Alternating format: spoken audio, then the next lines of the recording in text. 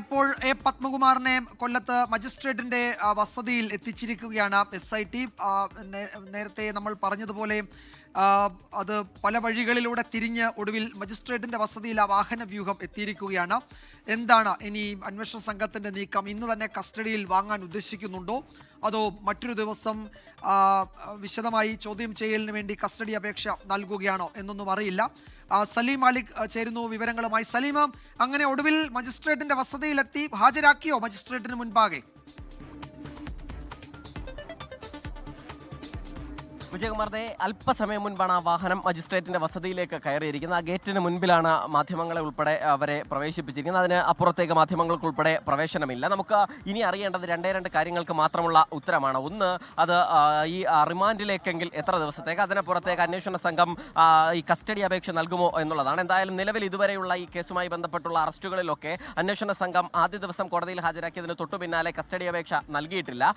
പരമാവധി വിവരങ്ങൾ ഈ റിമാൻഡിലേക്ക് 14 ദിവസം റിമാൻഡ് അനുവദിക്കുകയും അതിന് പിന്നാലെയുള്ള ദിവസങ്ങളിൽ കൂടുതൽ വിവരങ്ങളും കൂടുതൽ തെളിവുകളും ശേഖരിച്ച ശേഷം ചോദ്യങ്ങൾ ഉൾപ്പെടെ തയ്യാറാക്കിയതിനു ശേഷം അന്വേഷണ സംഘം കസ്റ്റഡിയിലേക്ക് ആവശ്യപ്പെടുകയും ചെയ്യുന്ന രീതിയാണ് കഴിഞ്ഞ ദിവസങ്ങളിലൊക്കെ കണ്ടത്. അതിന് സമാനമായ തീരുമാനമാകുമോ ഇവിടെയും ഉണ്ടാവുക എന്നറിയില്ല. എന്തായാലും അത്തരത്തിൽ തന്നെയാണ് നമ്മൾ പ്രതീക്ഷിക്കുകയും ചെയ്യുന്നത്.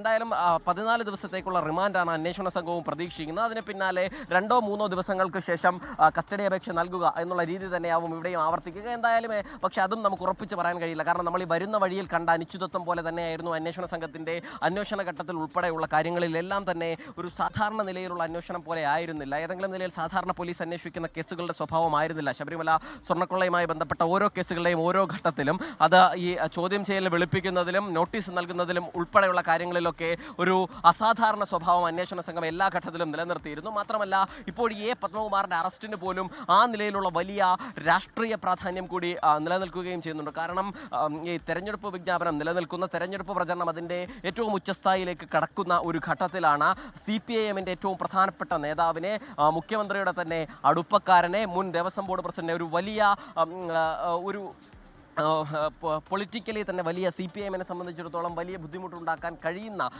ഒരാളെ തന്നെ ഇപ്പോൾ അറസ്റ്റ് ചെയ്യുകയും ചെയ്യുന്നത് സ്വാഭാവികമായും കഴിഞ്ഞ ദിവസങ്ങളിലൊക്കെ തന്നെ അന്വേഷണ സംഘം ശേഖരിച്ച തെളിവുകൾ ഉൾപ്പെടെ അതിൽ നിർണായകമായിട്ടുണ്ട്. കാരണം നേരത്തെ തന്നെ ഇതുമായി ബന്ധപ്പെട്ട് ഈ 5 പേർ, നിലവിൽ നേരത്തെ അറസ്റ്റിലായ 5 പേരും പത്മകുമാറിനെതിരെ മൊഴി നൽകിയിട്ടുണ്ട് എന്നുള്ളതാണ് അന്വേഷണ സംഘത്തിൽ നിന്ന് ലഭിക്കുന്ന വിവരം. മൊഴി നൽകിയിട്ടുണ്ട് എന്നുള്ളത് മാത്രമല്ല, അതിനും അപ്പുറത്തേക്ക് അന്വേഷണ സംഘത്തിന് മറ്റു ചില തെളിവുകൾ കൂടി ലഭിക്കുകയും ഒപ്പം തന്നെ പത്മകുമാർ വിദേശയാത്ര ഉൾപ്പെടെയുള്ള തെളിവുകൾ ശേഖരിക്കുകയും ചെയ്തതിനു ശേഷമാണ് ഈ നിലപാടിലേക്ക് കാര്യങ്ങൾ പോവുകയും ഒരു അറസ്റ്റിലേക്ക് പോവുകയും ചെയ്യുന്നത്. കാരണം 3 തവണ അന്വേഷണ സംഘം പത്മകുമാറിന് നോട്ടീസ് നൽകിയിരുന്നു. ആ ഘട്ടത്തിലൊന്നും ഈ മൊഴിയെടുപ്പിന് ഹാജരാകാനോ ചോദ്യം ചെയ്യലിന് ഹാജരാകാനോ പത്മകുമാർ തയ്യാറായിരുന്നില്ല.